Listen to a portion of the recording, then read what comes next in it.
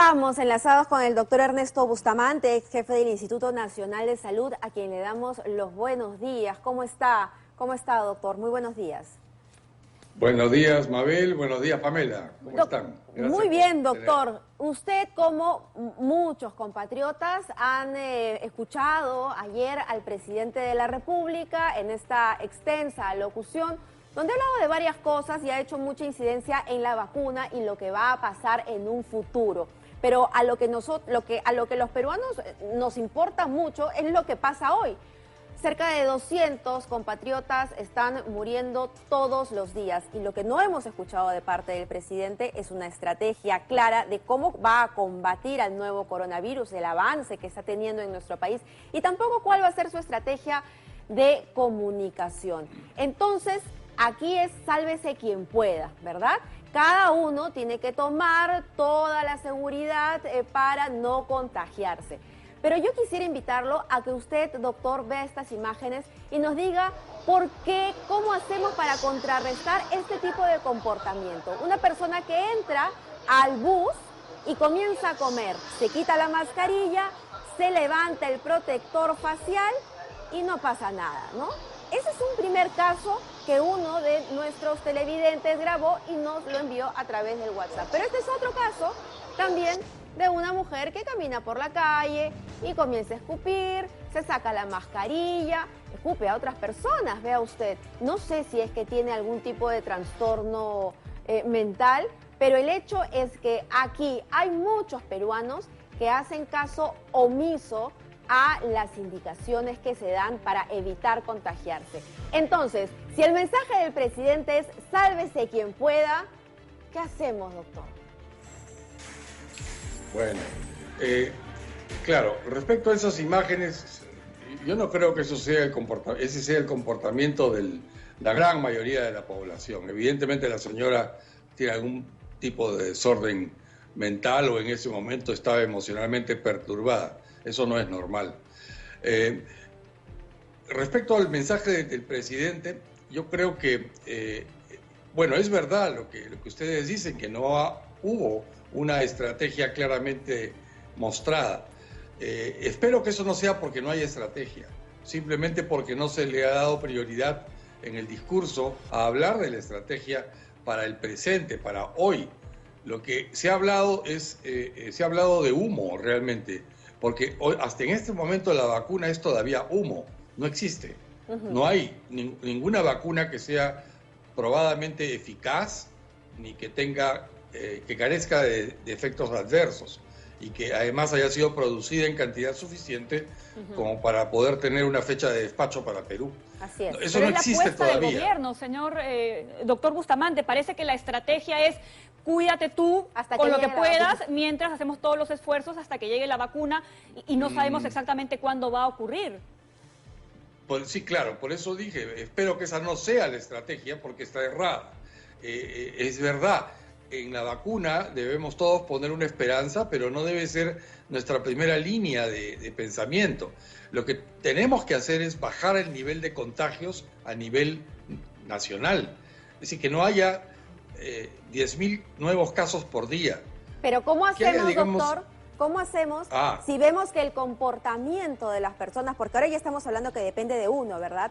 Si vemos que las personas se aglomeran en el banco, si vemos que hay algunas, es cierto, no son todas, no usan bien la mascarilla. Basta que una persona no utilice bien la mascarilla o no mantenga la distancia física para que contagie a otra persona y así se vaya propagando el virus. Entonces, si ya hablamos a nivel de qué cosas hacemos los ciudadanos, ahí debería haber un refuerzo también de parte de la autoridad.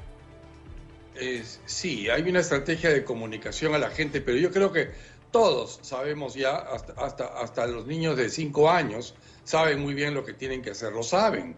Ellos lo han aprendido ya en sus clases virtuales de nido, así que todos saben. Lo que tenemos que hacer como ciudadanos es esperar que la salud pública nos permita bajar el nivel de contagios. Y eso no lo hacemos nosotros, o sea, no es que la culpa sea del ciudadano.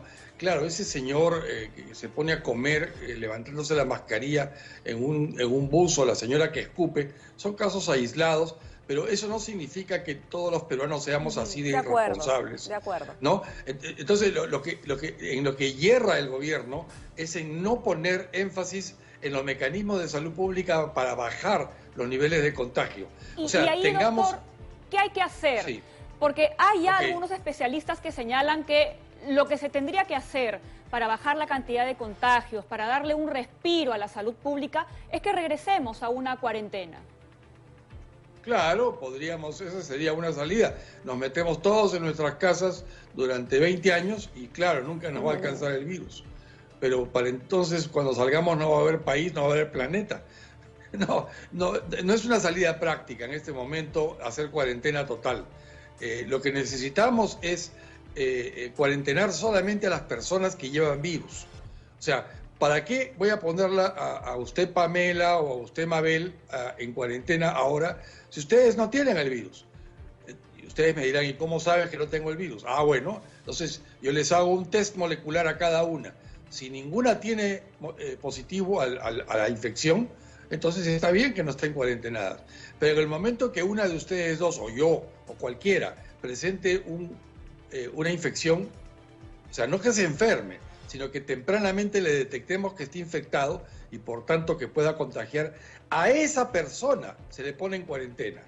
Y si carece de medios como para poderse mantener sin necesidad de salir a trabajar esos 15 días, hay que ponerle una bolsita de comida en la perilla de la puerta de su casa todos los días, por 15 días, doctor, más los medicamentos que pueda necesitar. Estamos hablando de más de 10.000 contagios en este momento. ¿Hay la capacidad para testear a todas esas personas, hacer la focalización respecto a cuáles son las que necesitan el apoyo económico especializado para poder otorgárselos durante una cuarentena de 15, 20 días? Sí, Pamela, existen los mecanismos epidemiológicos, ahí las estrategias se arman. Uno tiene que utilizar un testeo focalizado en zonas calientes. Mira, hoy hay 10.000 contagios por día. Si logramos que dentro de 4 o 5 días ya sean 9.000 y 5 o 6 días después solo sean 8.000 y una semana después sean 6.000, estamos ganando. Llegaremos a tener quizás 100 casos por semana. Eso sería ideal. ¿Quiénes son esos 100 casos por semana? Estos tontitos pues que aparecen ahora en la televisión levantándose la mascarilla o escupiendo, claro, esos serán los pocos casos que haya. Pero con eso entonces ya nos podremos dedicar a nuestra vida normal y esperar la vacuna, que podrá llegar ojalá en el primer trimestre del año 21 y quizá en el primer trimestre del 24, no lo sabemos, pero ya no nos importará tanto, porque no habrá tanta infección. Lo que tenemos que hacer es seguir conviviendo con el virus. Ahora ya convivimos con el virus. No es que tenemos que aprender a convivir. Lo que tenemos es que botar un poco de virus. Hay demasiado virus que convive con nosotros. No es razonable vivir con 10.000 nuevos casos de infectados por día. Lo que es razonable es vivir con 50, 100, 200 casos por semana. Eso es manejable. Y con eso podemos esperar el tiempo necesario para la vacuna. Entonces, hay cosas que debemos hacer como ciudadanos, sí, pero también hay cosas importantísimas que debe hacer el Estado, que es el que maneja la salud pública. Yo, así como ustedes dos, cada una de ustedes maneja su salud personal. Manejamos nuestra salud personal, pero la salud pública la maneja el Estado. Y eso se hace mediante políticas como la que acabamos de explicar. Por ejemplo, identificar temprano al infectado y a los contactos de los infectados para luego cuarentenarlos a ellos. No cuarentena total, una cuarentena selectiva, pero necesitamos para eso implementar las famosas pruebas moleculares, porque son las que detectan temprano. Claro, volvemos. Y sí tenemos capacidad, capacidad. Volvemos al origen del punto, ¿no? Las famosas pruebas moleculares, que ahora sí se ha aceptado que son las más indicadas, pero ya el primer ministro nos dijo el fin de semana que era un poco tarde, ¿no? Al haber tal nivel de contagio. Sí, eso es lo que dijo el primer ministro. A mí me causó mucha sorpresa que lo dijera porque refleja que no ha conversado lo suficiente con sus asesores sanitarios. En el Ministerio de Salud hay gente de primer nivel que estoy seguro le puede explicar al primer ministro que eso sí se puede hacer. Quizá hay personas que piensan que no en el mundo profesional del entorno en el Ministerio de Salud, pero hay otros que piensan que sí, y en el resto del mundo también. Hay muchos que piensan que sí, y hay países que lo han hecho de manera exitosa. Además, tenemos que llegar a eso. Tenemos que llegar, cuando logremos bajar el nivel de contagios, la estrategia de identificación temprana y de contención mediante cuarentena al infectado debe ser de todos los días, porque esa es la forma como nos mantendremos siempre en 100, 150, 80, 120 casos por semana. Solamente cuando aparezca un brotecito, ¡pum!, a ese brotecito lo bajamos, de manera de que no se convierta en 1000, 2000 casos otra vez. Y eso con un virus ocurre muy rápidamente. Por eso tenemos que tener en marcha los mecanismos de contención molecular. Y para eso existe este test. No es correcto lo que dijo, no es cierto tampoco lo que dijo el primer ministro Martos el día domingo, en el sentido de que como la infección es comunitaria, ya no hay nada que se pueda hacer respecto al sistema de rastreo de contactos y cuarentena selectiva. Eso no es verdad. Además, él dijo en ese momento, no tendríamos dónde poner a los infectados. Es que él piensa que hay que construir cuarteles, hay que construir hospitales u hoteles especiales. No, a su casa van, simplemente porque también cuarentenado quedará su familia, porque son los más probables contagiados. Y si cuarentena significa solo 15 días que no sales, 15 días, pero tú, los que salieron infectados y los contactos. Primeros contactos son los familiares. Y por ejemplo, doctor, ¿no se podrían hacer como planes pilotos del rastreo, de las pruebas de la detección temprana en las pocas regiones que quedan en donde hay menos casos? Huancavelica, por ejemplo. Se puede, pero yo empezaría en los sitios más calientes. Sí. Porque lo que necesitamos es encontrar infectados y separarlos. Porque no porque haya muchos significa que ya todos lo están. Recuerden, hay gente que aún no está infectada, y esa gente que no está infectada es susceptible de ser contagiada. Sí, claro. Mientras más gente contagiada hay alrededor, mayores son las probabilidades de que esa persona susceptible se pueda contagiar. Entonces, quitémosle de su entorno a quienes le pueden contagiar. Eso es posible de hacerse. Lo que usted sugiere es muy buena idea, o sea, ir también a las regiones donde hay baja prevalencia en este momento. Siguiendo un poco la lógica del primer ministro, ¿sí? ¿No? O sea, si el ministro dice no se puede porque hay muchos, ok, entonces vamos a donde hay pocos para evitar que crezca. Claro, o sea, la respuesta, digamos, si hubiera habido un periodista en ese momento capaz de replicar, como usted, claro, esa era la pregunta lógica. Ok, señor primer ministro, entonces ¿a qué provincia piensa ir usted para aplicarla donde el tema funcione? Y claro, en ese momento él iba a tener que decir, sí, pero sin embargo yo sería más agresivo, yo lo aplicaría directamente en zonas muy calientes, donde hay mucho virus. Además también en las zonas donde todavía se puede ayudar a que la infección no se dispare. Pero así como la infección sube rápidamente, puede bajar rápidamente. Recuerden, el virus solo está en el cuerpo 15, 20 días cuando infecta. Y se va, sea porque se va o porque mata. Entonces, no es un virus que se queda con nosotros por un año, por 20 años. Pero entonces, en realidad, si es que estamos hablando de la cantidad de contagiados, pues no sabemos cuántos están contagiados en este momento porque estamos haciendo las pruebas rápidas. Y ese es el problema, ¿no? O sea, finalmente estamos hablando sobre una cifra de gente que ya se contagió, no de gente que está contagiada en este momento. Es correcto. O sea, en este momento el mejor estimado de contagios del pasado, como usted bien dice, es los decesos.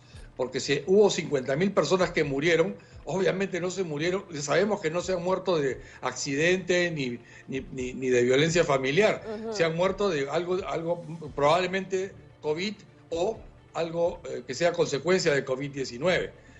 Y esos son 50.000 peruanos que ya han fallecido. Obviamente esos fueron 50.000 contagios, pero contagios que enfermaron y murieron. Cuando hay 50.000 personas que mueren es porque hubo 1 millón de personas que se contagiaron. Entonces, en este momento tendríamos que estimar que ese es el número que hay afuera. Entonces, lo que tenemos que hacer es encontrarlos y aislarlos para que no sigan contagiando. Doctor. O sea, si ese millón lo mantenemos como millón durante 15 días, se convierte en cero. En cero, porque el virus se va. Lo que tenemos que evitar es que el virus se pase a otra persona. Ese Eso es lo que hay que hacer, evitar Doctor el Bustamante, contagio.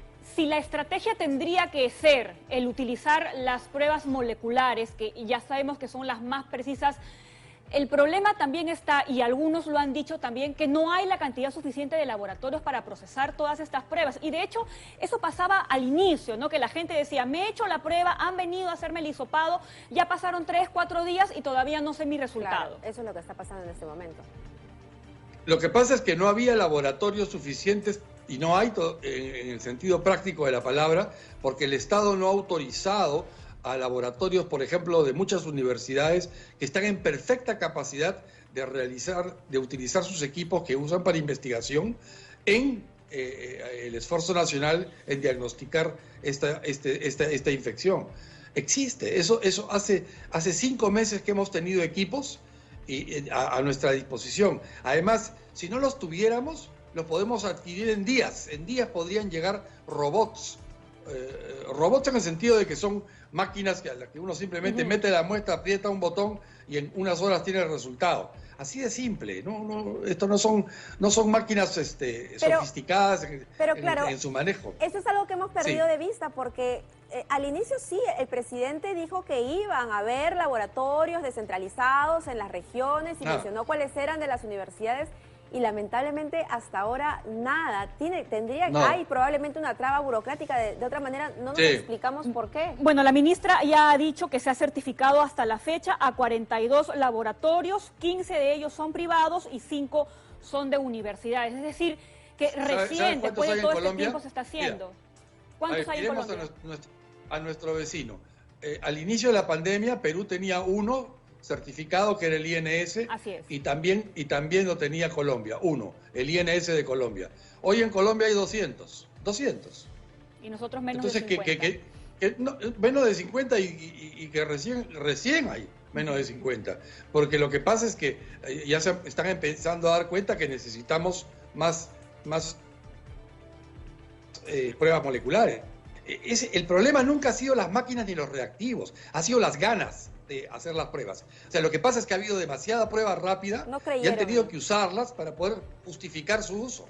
Y ese es el problema. Entonces no se privilegió las pruebas moleculares, no se pensó que realmente la prueba rápida iba a ser el fracaso que resultó ser, y se dijo, bueno, pues no importa, usaremos las rápidas porque como eso es lo que tenemos, usaremos lo que tenemos. Pero eso es como decir, mira, yo me voy a bañar con no sé, pues con agua sucia, porque como eso es lo único que tengo, eso está mal, pues, porque voy a terminar igual de sucio que al inicio. De acuerdo, doctor, pero a ver, hagamos el ejercicio de ver hacia adelante, porque lo que no queremos es que más personas estén muriendo. En la región La Libertad es una de las regiones que tiene la mayor letalidad, ha llegado al 10%, y es una cifra que nos duele. Nos duele que cerca de 200 personas estén falleciendo todos los días en nuestro país, y la verdad es que, claro, como no lo vemos y son números, ya seguimos con nuestra vida, ¿no? Pero hay muchas personas que están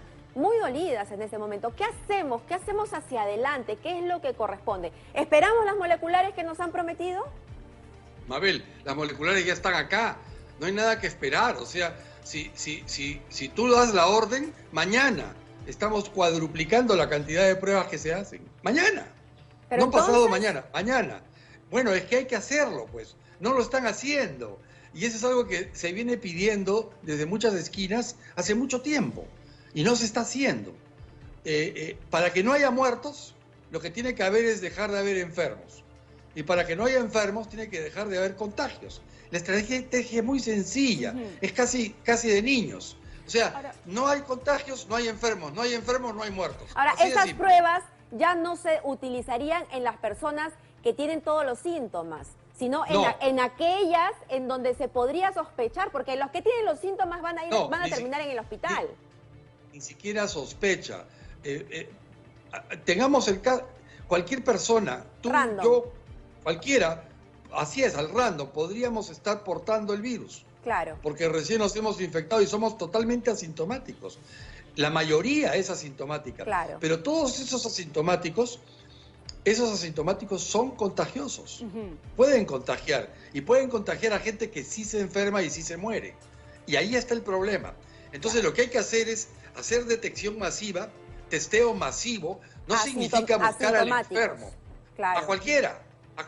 Y al que lo encontremos positivo, a su casa 15 días. Disculpe, señor, usted se va a ir a su casa, no se preocupe, le ponemos un televisor si se aburre, le colgamos comida en la puerta, en su perilla, eso que lo pague el Perú, porque ese es nuestro beneficio, que no haya gente que contagie. O sea, realmente ese gasto aparente que se haría en alimentar a esa persona y su familia durante 15 días, vale la pena. Sí. Eso es mejor que gastar cientos de miles en el hospital. O en bonos entregados de manera desordenada, ¿no? Claro, y eso si lo miramos desde el punto de vista económico. Si lo miramos desde el punto de vista humano, es mejor eso a que se muera o a que se enferme. Ahora, doctor, así que ya que sí se puede hacer pruebas moleculares. Sí ya que hemos tocado el punto económico, hay quienes sostienen que si hemos llegado hasta esta situación es porque se ha hecho una apertura desordenada, una salida de la cuarentena desordenada, un poco también influenciado por la presión que puede venir justamente de los sectores económicos. ¿Usted lo considera así? Sí y no. Sí, en el sentido de que el abrir la economía significa poner gente susceptible a merced del virus. Pero por eso mismo hay que encontrar quien tiene el virus como para contagiar y separarlo. Justamente ahora en la apertura. Ahora que la apertura haya sido desordenada, yo no creo que haya habido ningún país en el planeta que haya tenido una apertura ordenada. Porque es normal, la gente está desesperada en sus casas y quiere salir. Le dicen, ya puedes salir a trabajar. ¡Qué bien! Significa que tu empresa abre, significa que tus clientes los tienes que salir a buscar. Y si la empresa quebró, pues tienes que buscártela en otro lugar. Pero eso es desordenado de manera natural. Lo que tenemos que hacer es evitar que esas personas, carne de virus, como se podría decir, susceptibles de ser infectadas, sean infectadas por un virus que está fuera esperando. Entonces lo que tenemos que hacer es cortar esa cadena de contagios, separar a quien tiene la capacidad de infectar. Y eso se hace, se puede hacer y se debe hacer. Y quien debe hacerlo es el Estado, no es responsabilidad del ciudadano.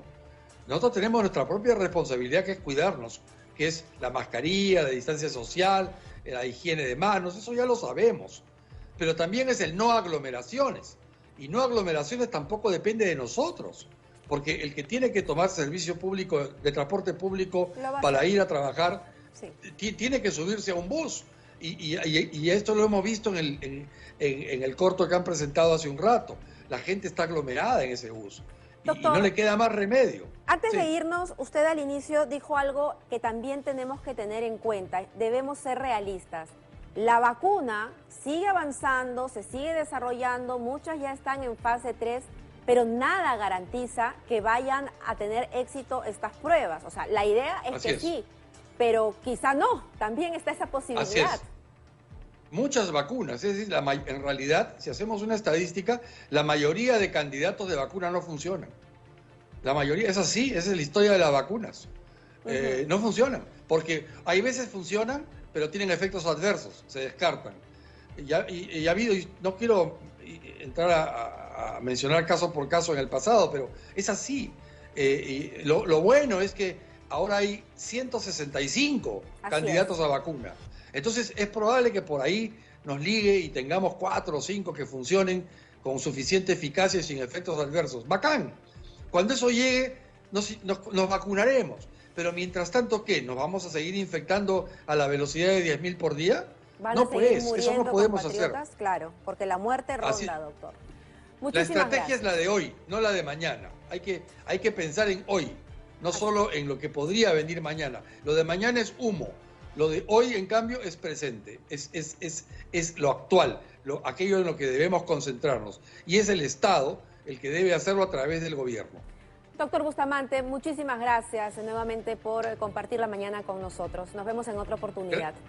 Gracias a ustedes, Mabel. Hasta luego.